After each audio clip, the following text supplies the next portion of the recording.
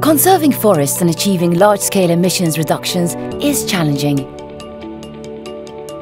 There are many different drivers of deforestation and forest degradation.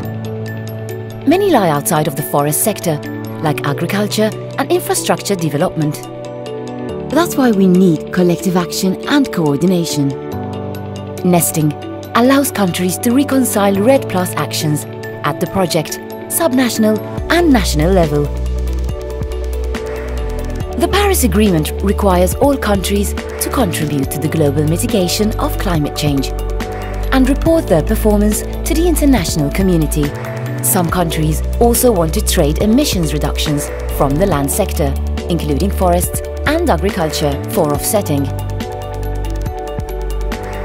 If countries both report their forest emissions and trade for offsets, then some emissions may be counted twice. Such double counting could lead to ineffective global climate change mitigation.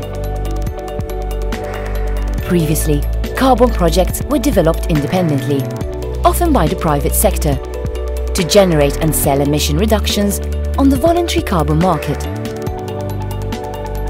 But from now on, governments will track their forest emissions at national level. Nesting looks at how governments can fit these pieces together to incentivize subnational and local REDD+ actions and ensure smaller scale activities will fit into the national system. Nesting is also beneficial where land management is decentralized, like in Indonesia. There is no one-size-fits-all model of nesting.